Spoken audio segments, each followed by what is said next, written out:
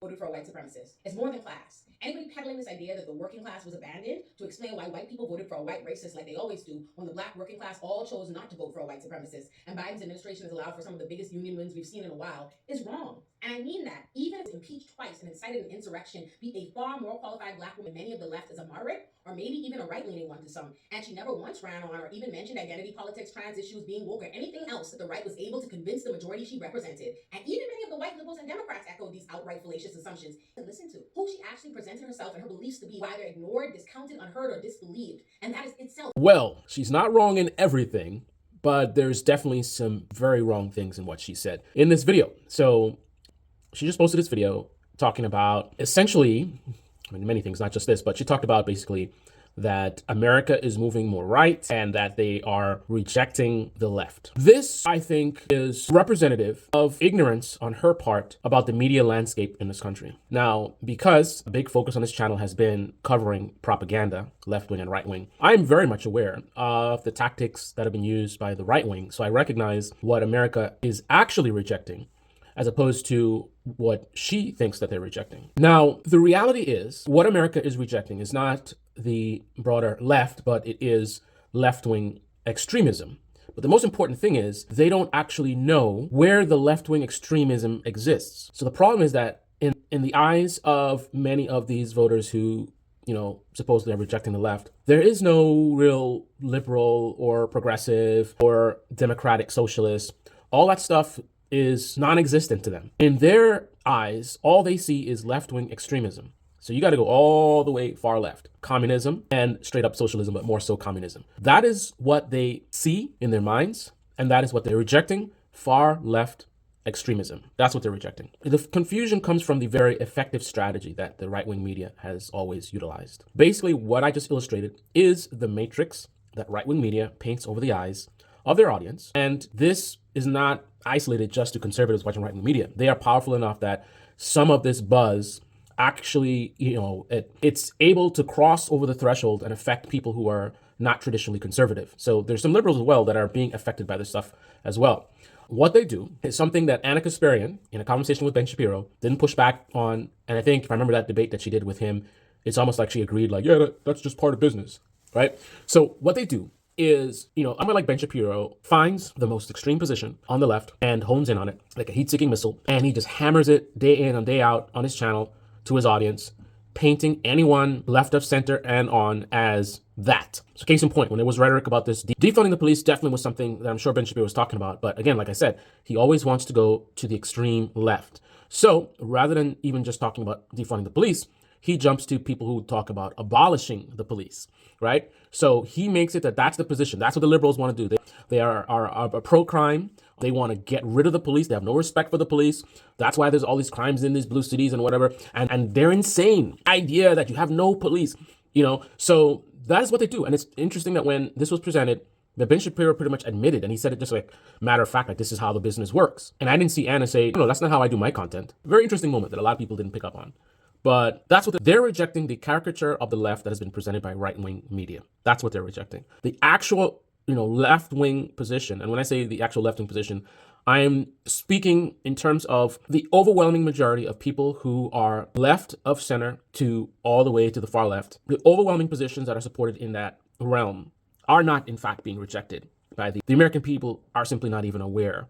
They're not really aware of what that position is. They're not really aware of what the most popular positions are. They haven't had time to evaluate them, many people, to say whether they agree or disagree, because all they're being bombarded with is the extreme left. I mean, you got to think about, they try to paint Joe Biden as a far left extremist. I think they tried that first and maybe it wasn't working out well because obviously that's just stupid. So they try to be sneaky and they try to say that, he's being controlled by the far left. So it's like, yeah, we get it. He's not a far left person. Yeah, sure. But far left people are pulling his strings, right? So they try to taint him. I mean, if you taint someone who, as conservative as Joe Biden is, compared to the predominant left-wing position, taint him in any way to left-wing extremism. Again, that's why in the eyes of certainly most people on the right, and even beyond that, there's no gradient on the left, right? It's somewhere in the center right, center left, you have common sense, people that are reasonable, right? Kind of, it feels comfortable. And then as soon as you move a millimeter more to the left away from that, we're going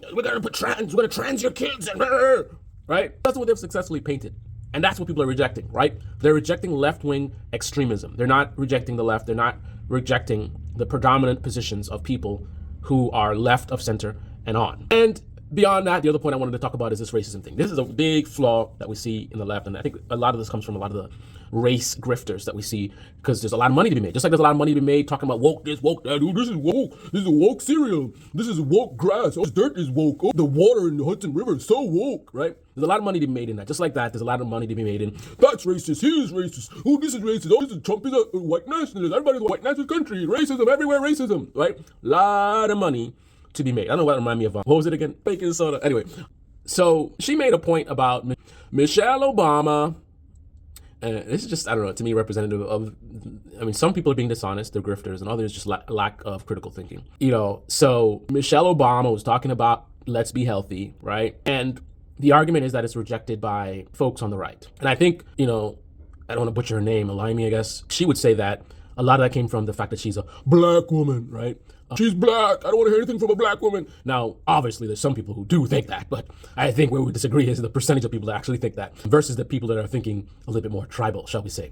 So the idea is that they rejected it because she's a black woman, and now that RFK is talking about being healthy, because he's a white man, be healthy. Oh, carrots and apples and lettuce. Oh, that makes a lot of sense. Yeah, he's going to make us healthy again. Do you honestly think that if I was a Republican and Donald Trump had appointed me to be the health guy, right? Instead of RFK, I'm the guy. And I'm talking about, I'm going to make America healthy again. Do you really think that conservatives would be saying how stupid it is and this is dumb, and they would react in the same way they did to Michelle Obama?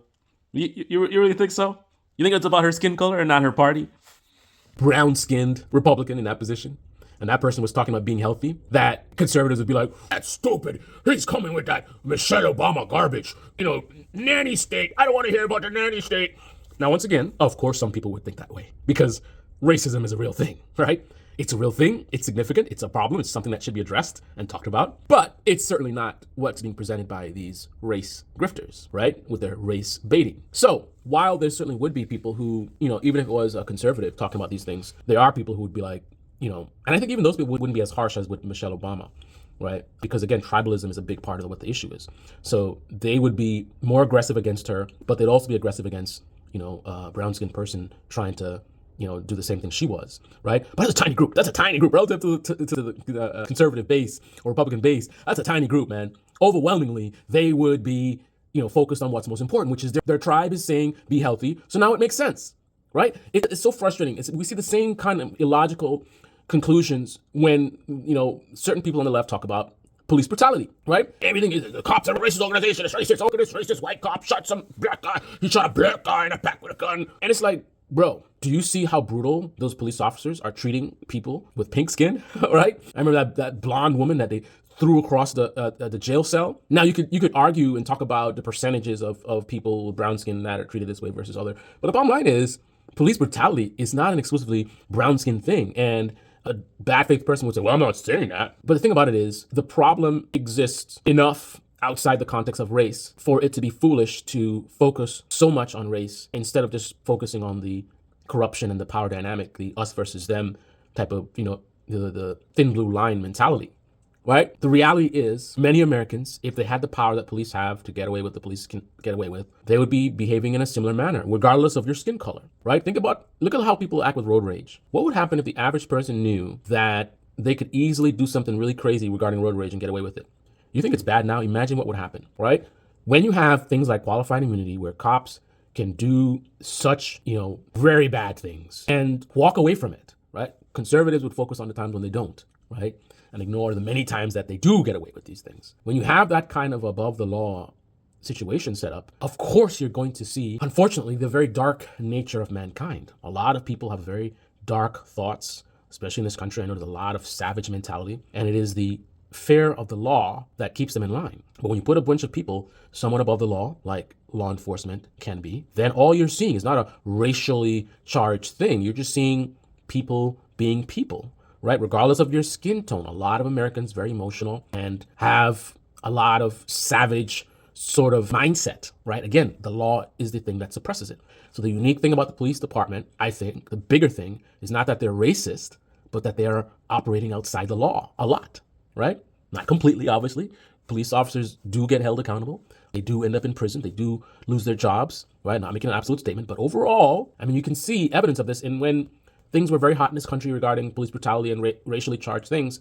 And then you see how police continue to behave, right? So I would see many incidences where police, they're not even like trying to like, let me be careful, look what just happened. No, they feel comfortable enough to just be overtly brutal, even when things are hot, right? That's how comfortable, where's that coming from? Where do they, like most people, if you're in an industry where there's a lot of scrutiny all of a sudden, most people would be like on eggshells, like, ooh, I don't want to end up getting my company fined and then I lose my job or whatever. Let me be careful. Meanwhile, police officers in the middle of all the heat and news stories, you'll see many officers still just not giving a fuck, right? That's the problem, right? But again, there's a certain element on the left, they just want to make everything about race. And again, some of them are just making money from it and others just don't have the critical thinking. They're just in their bubbles and they can't see outside of it. I have people in my family that they've consumed so much of this race baiting content that they just see everything, that guy's racist, like ending friendship because, I think he was racist. Somebody does something, somebody acts like a jerk, like, oh, it's because they're racist. Like, bro. Anyway, this is the Debate Me channel. Debate Me in the comment section below. Click on the like button, subscribe, smash that bell. Be well. Don't believe the hype.